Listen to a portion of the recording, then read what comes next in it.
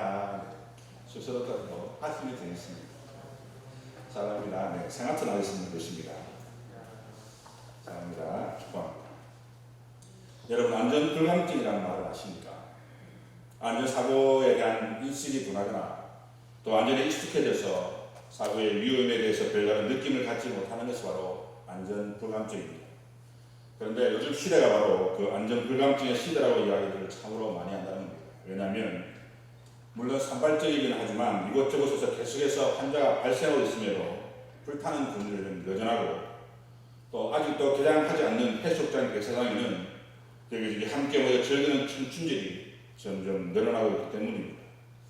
물론 2014년도 발표이긴 하지만 현재 경제연구원에서 발표한 한국 국민들의 안전의식 실태와 정책 고전하는 그런 조사에 따르면 우리 사회 안전의식에 대해서 어떻게 생각하느냐의 질문에 95%의 그 국민들이 안전의식이 부족하다고 답변을 했다는 것입니다. 그리고 그 중에서도 절반 이상인 50.9%가 심각할 정도로 부족하다고 답변을 할 정도였습니다. 여러분 어떻습니까? 이것이 바로 우리나라 국민들의 안전의식입니다. 그런데 그것이 지금도 별반 다르지 않다는 것입니다. 문제는 이러한 국민들의 안전의식이 신앙 안에서도 그대로 반영되어서 신앙 안전불감증이라는 말이 나올 정도가 되었던 것입니다. 여러분, 어느 시대에 이건 정과 사는 있게 마련이고 정의와 불의가 공존하는 것은 사실입니다. 하지만 아무리 거짓이 활개를 치고 승리한 것처럼 보여도 결국 진실이 승리하며 하나님의 공의는 결코 중단되지 않는다는 것입니다. 그러나 문제는 진실을 파괴하고 거짓을 진실의 자리에 앉게 하는 이상한 무리들이 있다는 것입니다. 그래서 오늘 본문에서는 율법주의라고 말합니다. 그래서 바울은 빌립보 교회를 혼란에 빠뜨리는 그러한 대적들을 대적해야 하며 그들을 향해서는 엄중한 경고의 메시지를 보내고 있다는 것입니다.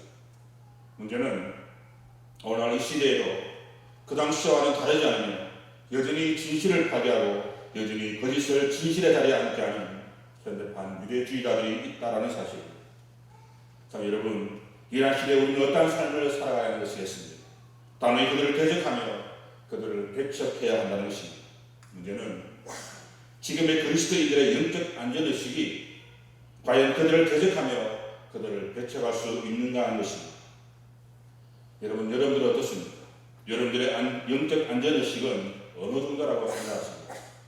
어떤 유혹의 손길이 와도 흔들리지 않으며 그들을 대적할 힘이 여러분들에게 있는가 하는 것입니다. 여러분, 성경은 분명 마귀는 문을 사자와 같이 두루다니며 산길자를 찾는다라고 그렇게 말씀하셨는데 우리는 과연 성경의 말씀대로 깨어 근신하고 있는가 하는 것입니다.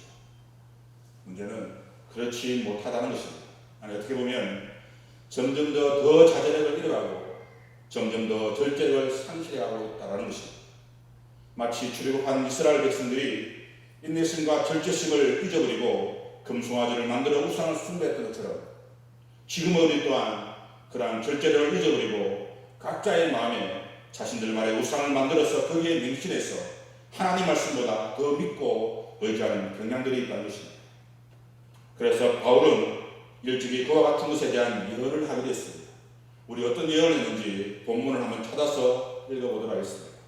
말씀은 디모데후서 3장 1절에서 4절까지 말씀입니다. 제가 가지고 있는 성경책 페이지 수로는 345페이지.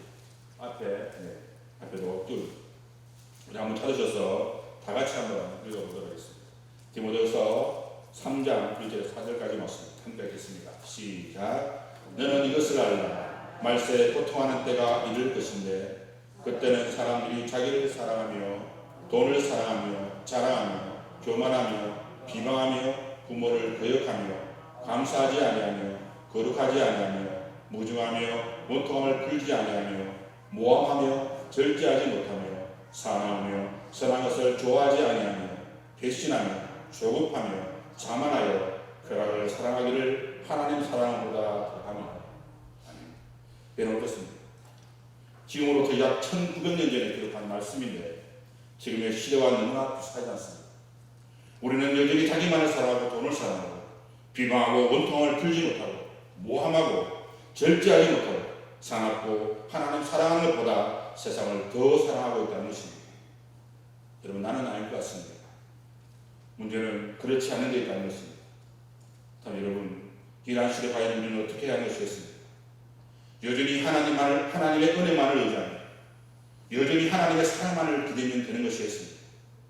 마음은 우리로도 육신이 연약하다는 핑계로 여전히 우리는 아무것도 하지 않죠 말입니다. 여러분, 사도 바로 말합니다. 서로 분방하지 마. 다만 기도할 틈을 얻기 위하여 합일상 얼마 동안은 하되 다시 약하라. 이는 너희가 절제하지 못함으로 말미암아 사탄이 너희를 시험하지 못하게 하려 합니다. 여러분 어떻습니까? 지금 우리가 기도하지 못하고 있기 때문에 절제를 잊어버리고 사탄의 시험에 자꾸 넘어져 죄를 범하고 있다는 것입니다. 문제는 우리가 그 사실을 깨닫지 못하는 데 있다는 것입니다. 여러분, 제가 지난주 새벽 기도일 때 여러분이 잘 아시는 깨구리 죽이는 것에 대해서 말씀을 드린 적이 있습니다. 여러분, 깨구리는 그런 동물이기 때문에 주변의 온도에 따라서 그 온도가 변합니다.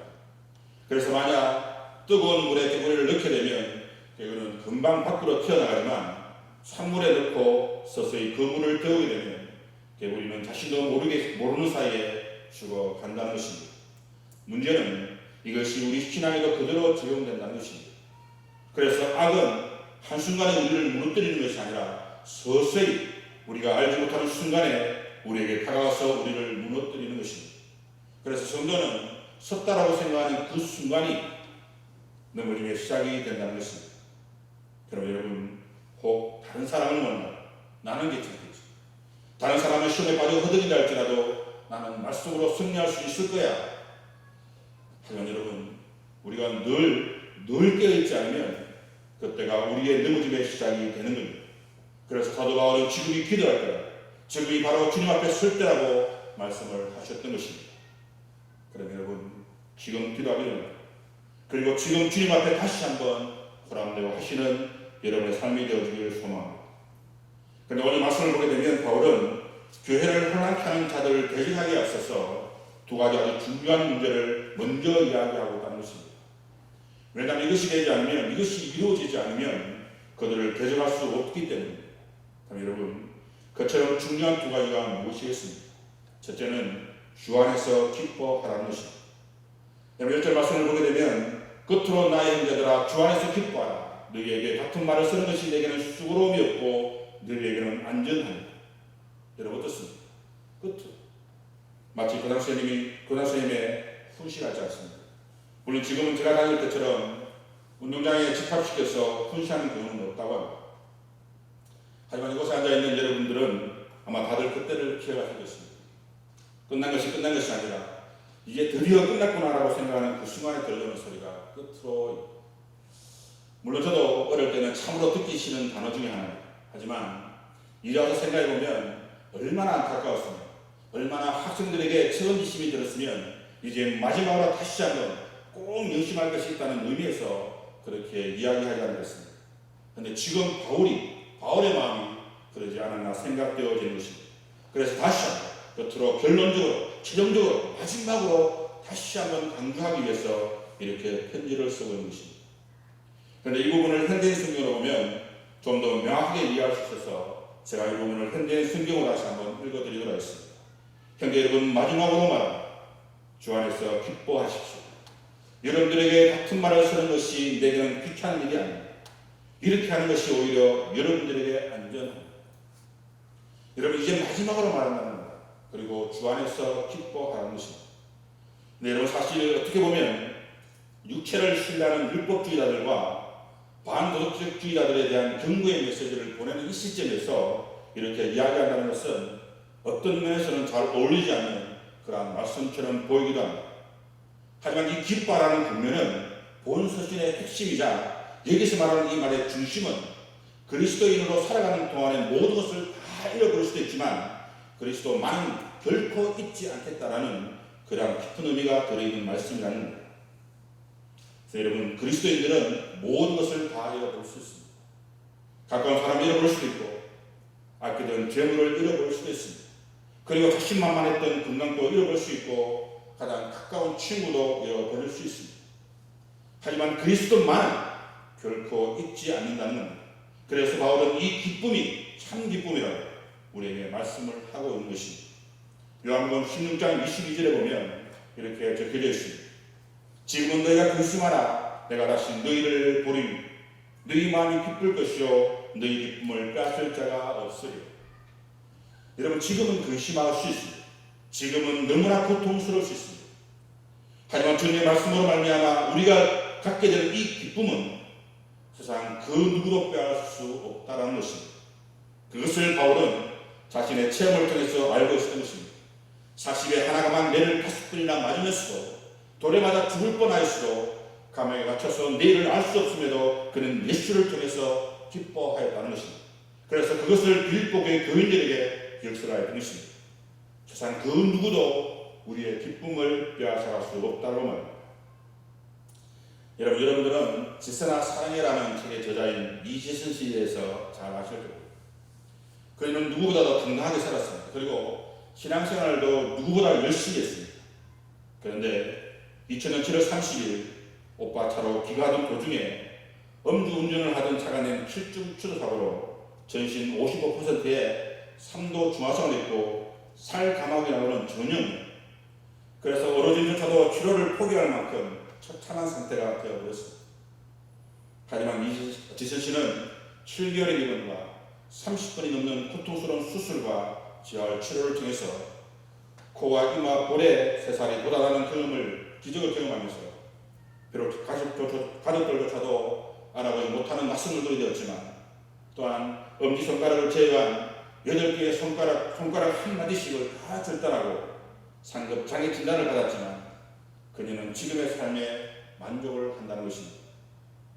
저는 2013년 지선 씨가 힐링 캠프라는 TV 프로그램에 나와서 어떤 말을 하기도 기억합니다. MC였던 이경규 씨가 혹 이전의 모습으로 다시 돌아오고 싶지 않냐고 그렇게 물었을 때 이전 씨는 아주 단호하게 대답을 합니다. 아니요. 그때는 나 중심의 삶을 살았지만 지금은 주님 안에서 세상 누구보다도 행복한 삶을 살고 있기 때문에 예전의 모습으로 돌아오고 싶지 않다는 것이었습니다.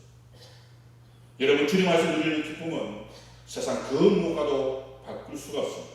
그래서 바울은 그 기쁨을 빌립보 교회 교인들에게 강조를 하였던 것입니다. 여러분, 우리가 이처럼 항상 기뻐할 수 있는 이유가 무엇이겠습니까? 그것은 우리가 주님 안에서 구원을 받았기 때문입니다. 여러분, 일찍이 주님은 제자들을 향해서 여자가 해산하게 되면 그때가 이르렀으므로 근심하라. 아이를 낳게 되면 세상에 살아나는 기쁨으로 말미암아 그 고통을 다시 기억지 아니하라고 말씀을 하셨습니다. 여러분, 이 말씀은 예수님께서 당신이 십자가에 달려 죽음으로 말미암아 제 아들이 두려워하며 근심하게 되겠지만 그 대속의 죽음으로 말미암아 그들이 구원을 받고 영생을 하게 됩니다. 두려워하고 근심하는 모든 일을 깨끗이 잊어버리게 될 것이라는 그러한 말씀이라는 겁니다.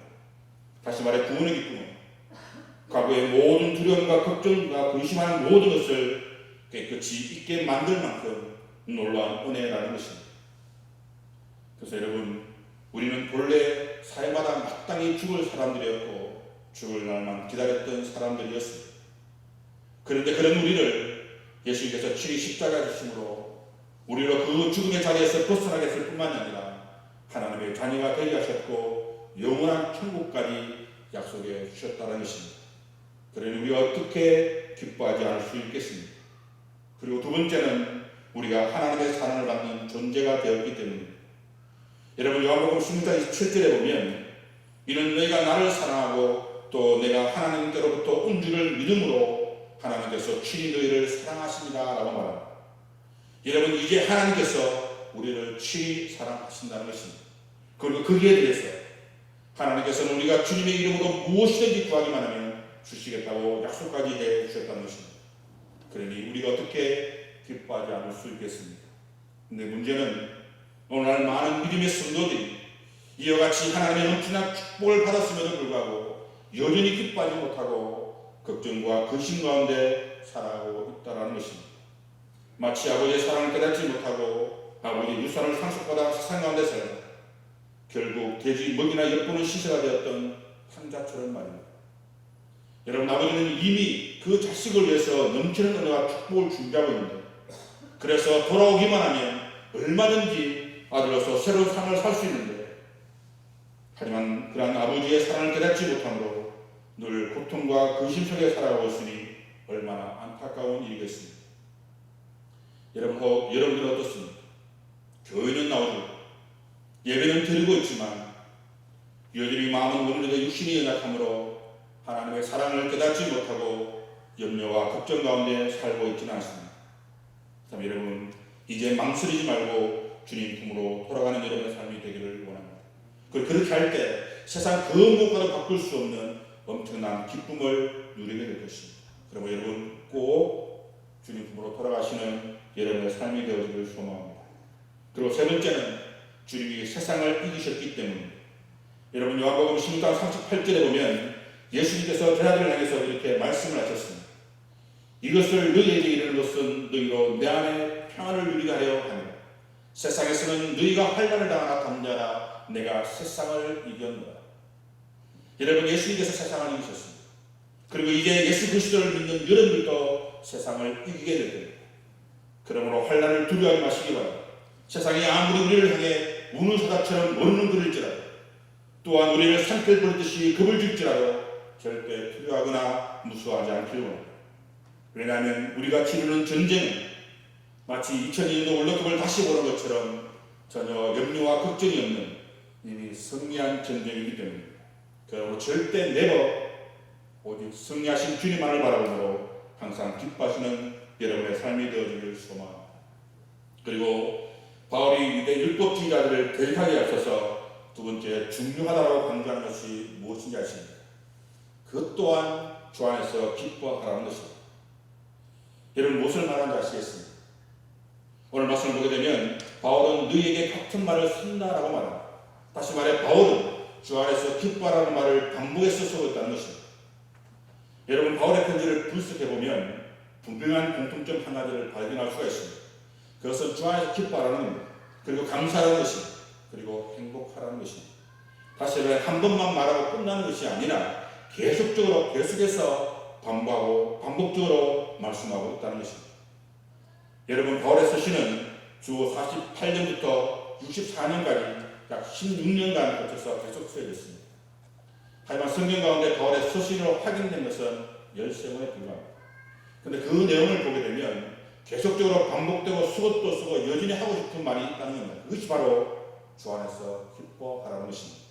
그럼 여러분 왜 바울은 주 안에서 기뻐하라는 이 말씀을 계속해서 반복적으로 사용하고 있는 것이겠습니까? 그것은 이 말씀이 진리이기 때문입니다.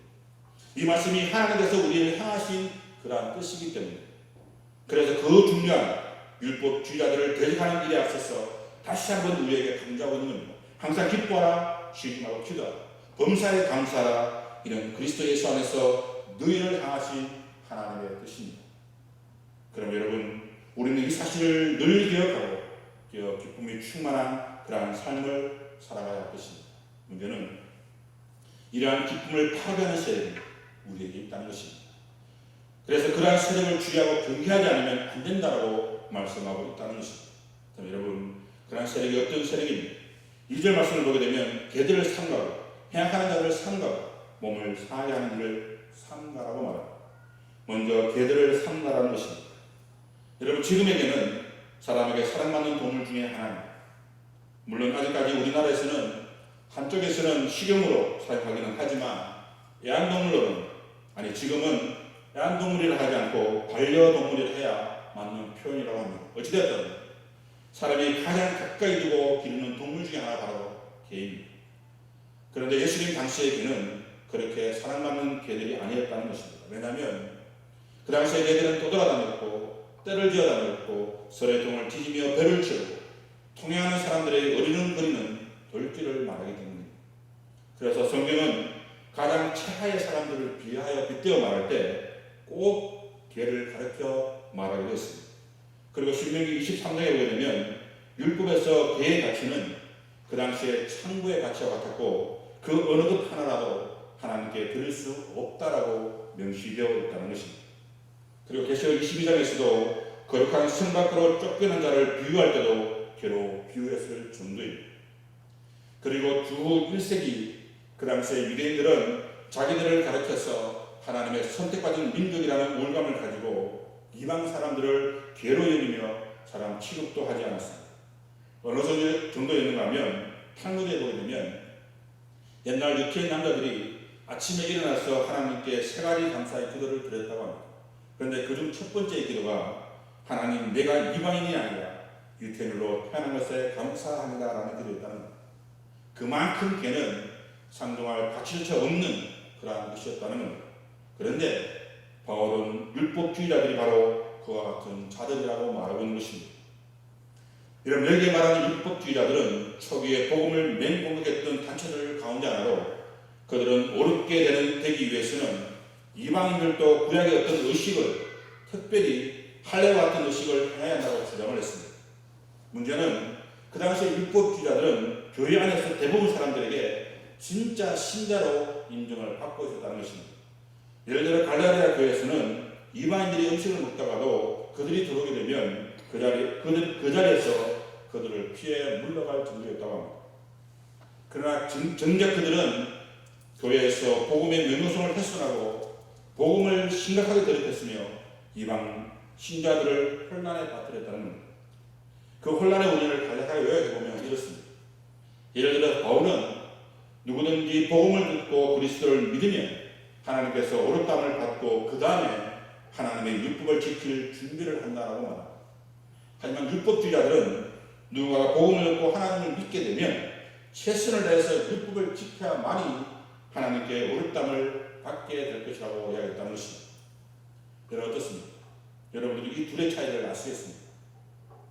어떻게 보면 이 둘 차이는 아주 미세한 차이처럼 보이지만 실제로 이 둘의 차이는 정말 엄청난 차이입니다. 왜냐하면 바울의 논리는 예수 그리스도를 믿게 되면 구원을 받는 것이 되지만 율법주의자들의 논리는 인간의 노력으로 율법을 지켜야만이 구원을 받을 수 있는 것이 되기 때문입니다. 다시 말해 율법주의자들은 믿음으로 구원을 받는 것이 아니라 인간의 행함이 있어야만이 구원을 받는다라고 가르쳤던 것입니다. 그래서 사도 바울은 이렇게 인간의 행함으로 구원을 받을 수 있다라고 그리스도로 가르치는 율법주의자들을 개들이라고 그렇게 칭했던 것입니다. 여러분, 높아심의 말씀을 드린다면 율법주의자들이 주장하는 행함으로 구원을 받는다는 것과 야고보 사도가 말하는 행함으로 구원을 받는다는 것은 완전한 다른 논리입니다. 왜냐하면 율법주의자들의 논리는 행함이 있어야만이 구원을 받을 수 있는 것이 되지만 야고보 사도가 말하는 논리는 그 사람이 구원을 받은 사람이라면 그 열매로 반드시 행함이 나야 함을 강조하는 말씀이기 때문입니다. 그럼 여러분, 이처럼 개와 같은 자들은 구체적으로 어떤 자들을 가리키는 것이겠습니까? 먼저 그들은 욕심으로 행하는 자들이라는 겁니다. 이사야 56장 10절과 11절 말씀을 보게 되면 이스라엘 파수꾼은 맹인이요 다 무지하며 버무리 개들이라 짖지 못하며 다 꿈꾸는 자들이요 누워있는 자들이요 잠자기 좋아하는 자들이니 이 개들은 탐욕이 심하여 독한 줄을 알지 못하는 자들이요 그들은 몰직한 목자들이라 다 제각길로 돌아가며 사람마다 자기 이익만 추구하며. 여러분 어떻습니까? 그들은 탐욕이 심하며 자기 이익만을 추구하며 그러므로 그들이 자기 욕심대로 그렇게 살아가는 사람들이라는 것입니다. 그리고 그들은 거룩한 것을 알지 못하는 자들입니다. 여러분 주님께서 일찍이 자들에게 거룩한 것을 계획해 주지 말며 너희 진주를 돼지 앞에 던지지 말라. 저희가 그것을 발도 밟고 돌이켜 너를 찢어 상하게 할까 염려합니다 라고 말합니다. 다시 말해서 아무리 거룩한 것을 그들에게 준다할지라도 그들은 거룩한 것을 무시하며 자기의 정력으로만 행할 뿐이라는 겁니다. 그리고 끝으로 개들은 죄를 거듭 범하는 자들을 말합니다. 여러분 베드로 사도가 말하기를 참된 속담이 이르기를 개가 그 토하였던 것에 돌아오고 돼지가 씻었다가 들어온 구덩이로 돌아 누웠다는 말이 저에게 응하였도다라고 말합니다. 다시 말해 그들은 죄를 회개하고서도 똑같은 죄를 거듭 범한다는 겁니다. 그래서 결코 이러한 이들과 함께하지 말아야 합니다. 교회는 결코 이러한 자들을 용납하지 말아야 할 것을 바울은 경고하였던 것입니다. 그리고 두 번째는 행악하는 자들을 삼가하라고 말합니다. 여러분 여기서 말하는 행악하는 자들은 원문을 문자적으로 해석하면 악한 일꾼들을 뜻하는 말입니다. 다시 말해 이들은 복음을 위해 일한다는 미명하에 자신의 사리 사욕만을 채우는 자들이라는 겁니다. 그래서 바울은 이런 이들을 가리켜서 저런 사람들은 거짓 사도요 속이는 일꾼이니 자기를 그리스도의 사도로 가장하는 자들이다 이렇게 말했던 겁니다. 문제는 이러한 자들이 교회의 일꾼으로 자처를 하고 있다는 겁니다. 여러분들은 개가 무섭습니까? 아니면 사람이 더 무서울까요? 말씀을 돌아가서 개가 더 무서울까요? 아니면 악한 마음을 품고 있는 행악자가 더 무서울까요? 물론 개보다 행악자가 더 무서울 겁니다. 왜냐하면 개는 아무리 사납고 공격적이라 할지라도 자기 주인은 잘 묻지 않습니다. 하지만 행악자는 자기를 사랑해주고 먹여주고 보호해주는 사람을 해한다는 것입니다. 여러분, 얼마 전에 인터넷 뉴스를 보게 되는데 미국 월스트리트에서 운영 자산만 2,200억에 달하는 헤지펀드를 설립하고 운영하는 70살의 토마스 길버트 씨가 자기 아들이 쏜 총에 맞아 죽었다는 기사가 있었습니다. 그런데 그 이유가 아버지가 희업 상태인 자신에게 매달 아파트 관리비용과 용돈을 60만 원 주었는데 그것을 지원해주지 않고 용돈도 30만 원 주겠다는 소리에 격분해서 총으로 쏘아 죽였다는 겁니다. 여러분 어떻게 생각하십니까? 하지만 요즘은 이런 기사가 식상할 정도입니다. 얼마 전에 아이를 가방에 넣고 때려 죽이기도 하고 아이 목에 사슬을 채워서 사천 난간에 가두기도 하고 숟가락과 후라이팬으로 아이의 손가락을 찢기도 하고 여러분 이 모든 것이 바로 악한 마음을 품고 있는 자들, 그 행악자들의 모습이라는 겁니다. 어떻게 보면 한낱 물고기보다 못한 인간들입니다. 여러분 물고기 중에 가시고기라는 물고기가 있습니다. 그런데 그 물고기는 유랍의 둥기를 만드는 물고기라고 합니다. 그래서 암컷이 둥기 알을 놓게 되면 수컷은 알을 보호하기 위해서 필사의 노력을 기울인다는 겁니다. 알을 노리는 온갖 생물들과 처절한 몸싸움도 하고 알에 산소를 공급하기 위해서 부지런히 알을 넣고 꺼내는 작업도 하고 심지어 수컷은 보름 동안이라 전혀 움직이지 않고 먹지 않은 채 알을 보호한다는 것입니다. 그러다가 알이 보호할 무렵쯤 되면 지칠 대로 지친 수컷은 장미리 죽음을 맞이하게 된다는 겁니다. 그런데 아이러니하게도 새끼들은 그 죽은 아기의 살을 먹고 성장을 한다는 것입니다. 그래서 가시고기 새끼들이 어른 물고기가 되는 확률이 다른 고기에 비해 90% 이상이 된다고 이야기합니다. 여러분 어떻습니까? 참으로 놀랍지 않습니까? 하나는 물고기도 자기 자식을 위해서 목숨을 버리는데 행악하는 자들은 자신의 욕심에 따라서 온갖 악을 서슴지 않고 행하고 있다는 것입니다. 그래서 바울은 그러한 행악자를 조심하라고 그렇게 경고를 했던 것입니다. 여러분 이 행악자들은 구체적으로 또 누구를 가리키는 것이겠습니까? 성경에 보게 되면 이 행악자를 가리키는 단어가 오늘 본문을 제하고 세 군데나 나오는데 그게 보면 악한 포도원 농부의 비유와 악한 종의 비유가 나옵니다. 그런데 그들 모두를 되시기 위해서는 바리새인들과 서기관들이라고 말하고 있다는 겁니다. 다시 말해 바로 그들이 율법주의자들이 되는 것입니다. 자, 여러분 이들 율법주의자들은 어떤 자들입니까? 성경 주석가 아더 핑크라는 사람은 이런 말을 했어요. 율법주의자들은 형식적이며 외면적으로 율법을 준수하지만 더러운 생각과 탐욕과 미움과 하나님에 대한 냉정한 마음에는 양심의 끓이김이 없다. 또한 그들은 율법의 도덕적인 요구보다는 어식적인 교훈을 훨씬 더 강조하였으며 하나님의 영광보다는 자기 유익에 그들을 지배하는 동기였다. 율법주의자들은 자신의 영혼의 순결함에 관심을 두지 않는다. 그들은 외면적 행위의 신앙이 복되고 영원한 세계를 충분히 확보할 수 있다고 생각하였다라고 합니다. 여러분 어떻게 생각하십니까? 이 얼마나 위험한 생각입니다. 그런데 그럼에도 불구하고 그들은 교회의 일꾼으로 자처를 하고 있는 것입니다. 문제는 그들은 겉으로 양의 옷을 입고 속으로는 미래의 마음을 품고 있기 때문에 평범한 성도들이 그들을 모른다는 겁니다. 여러분 어떻게 그들이 양인지 일인지 알 수가 있는 것이었습니다. 그것은 그들의 생활 열매가 악한 것인지 선한 것인지를 분별해보면 알 수 있다는 겁니다. 그러므로 우리가 잊지 말아야 할 것은 그들은 아무리 양의 옷을 입고 있다 할지라도 그들은 사악한 일꾼이고 악에 찬 일꾼이며 분쟁과 분열을 일으키는 자들이며 돕는 자들이 아니라 해치는 자들이라는 것입니다. 그럼 이러한 사실을 명심하고 늘 경계함을 바울은 경고하고 있는 것입니다. 그리고 세 번째는 몸을 상하게 하는 일을 삼가하라는 것입니다.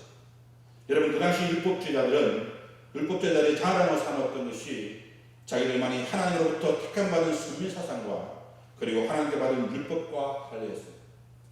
여러분 할례가 무엇입니까? 할례는 영어로 슬픔 시즌이라고 그 그 뜻이 빙둘러 자르다라는 뜻을 가지고 있습니다. 그런데 이것을 히브리어에서는 단순하게 자르는 것으로 말하지 않고 브리트 말리라는 단어를 사용합니다. 언약의 할례라는 것입니다. 그래서 유대인들은 그 언약의 약속을 믿고 난 지 8일 만에 반드시 할례를 행했던 겁니다. 그럼 다시 말해서 할례는 나는 내 하나님이 되고 너는 내 백성이라는 징표이고 상징이고 표시였던 것입니다. 그런데 오늘 말씀해 보게 되는 사도 바울은 빌립보 교회 성도들의 안전을 위한 세 가지 주의하라는 경고의 마지막으로 몸을 상해하는 일을, 즉 다시 말해 할례를 하지 말라라고 그렇게 경고하고 있습니다. 여러분, 바울은 언약의 할례를 부정하고 있는 것이겠습니다. 근데 그것이 그렇지 않다는 겁니다. 여러분, 여기서 말하는 할례를 기억 한글 성경에서는 손팔례당이라고 번역합니다. 이것을 박일순 박사님의 추측에 의하면 이 손팔례당이 바로 몸을 상하게 하는 할례를 자랑하는 당파라고 이야기합니다.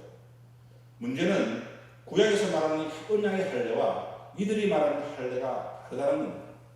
이들이 말하는 할례는 빙둘러 자르는 할례가 아니라 몸의 밑부분을 잘라내는 행위로 마치 열왕기상 18장 28절에 나오는 갈멜산 전투에서 엘리야와 대결했던 바알 선자들이 송아지를 가져다 잡고 아침부터 낮까지 바알의 이름을 큰 소리를 부르고 그들의 규례를 따라서 피가 흐를 때까지 칼과 창으로 자신의 몸을 상하게 한 것과 같은 의미라는 겁니다. 그런데 손할례는 그들이 이처럼 이방신을 섬겼던 할례를 진짜 할례처럼 그렇게 이야기하고 있기 때문에 바울은 그것을 주의하라고 경고를 하였던 것입니다. 여러분, 왜 그들이 이러한 행위를, 할례를 이야기하는 것이었습니다. 그래서 그들은 마음의 할례를 행하지 못하기 때문입니다. 다시 말해 그들은 하나님의 은혜를 잊어버리고 인간적인 노력의 산물인 형식적이고 외적인 행위만을 중요시하기 때문에 바울은 로마 교회에 편지를 쓸 때도 오직 이면적 유죄인이며 할례는 마음의 알지니 영에 있고 율법 조문에 있지 아니한 것이라. 그 칭찬이 사람에게서 아니요 다만 하나님에게서니라 라고 말씀하셨습니다. 그래서 여러분, 중요한 것은 마음의 알입니다. 어떤 행위가 아니라 내가 진정으로 예수를 믿는가, 그 믿음의 행위가 나타나는가가 중요하다는 것입니다. 문제는 지금도 마음의 할례를 받지 못하고 겉으로만 형식적으로만 외적인 모습으로만 교회에 나오고 있기 때문에 종교적인 의식은 철저히 지키려고 하지만 자신의 모습은 전혀 변화가 생기지 않는다는 것입니다. 그럼 여러분, 이제 더 이상 위선자가 아니라 참다운 그리스도인이 되기를 원합니다. 더 이상 십자가가 나의 장식품이 아니라 내가 따라가야 할 십자가 이름을 우리가 기억해야 합니다. 그래서 할 수 없다고, 무섭다고, 두렵다고 뒤로 물러서는 것이 아니라 진정한 주님의 제자가 되어서 주님의 영광을 돌리며 살아가는 여러분의 삶이 되어주길 소망합니다. 그리고 또 바울은 손할례당이 아니라 삼할례당이 되라고 말씀합니다. 3절 말씀을 보게 되면 하나님의 성령으로 봉사하며 그리스도 예수로 찬양하고 육체를 신뢰하지 아니하는 우리가 곧 할례파라라고 말합니다. 여러분, 어떻습니까? 하나님의 성령으로 봉사하는 것입니다. 인간이 어떤 이기적인 마음이 아니라 성령 하나님의 인도하심을 따라 봉사하는 것입니다. 그렇게 할 때 누가 하든 누가 하지 않든 그것은 중요한 것이 아니게 되는 겁니다.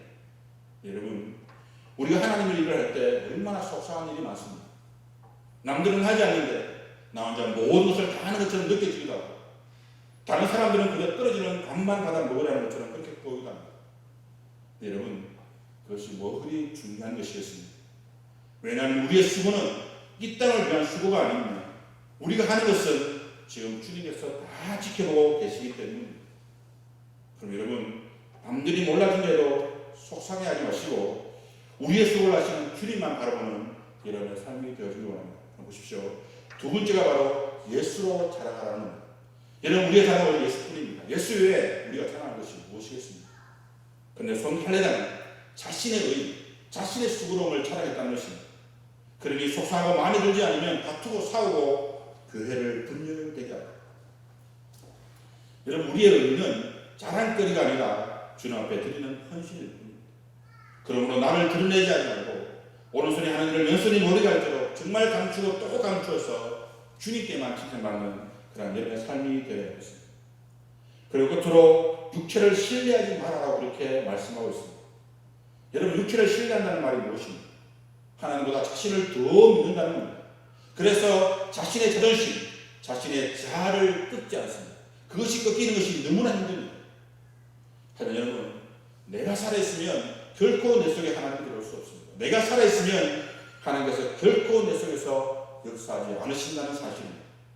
그러므로 여러분, 나부터 내려놔야 합니다. 그렇게 할 때만이 나를 통해 하나님의 영광이 온전히 드러나게 되는 것입니다. 사랑하는 여러분, 바울이 빌립보교회 편지를 보내는 것은 율법주의자들을 경계하라는 것이었습니다. 문제는 오늘 또 이러한 율법주의자들이 교회 안에서 넘쳐나고 있다는 사실입니다.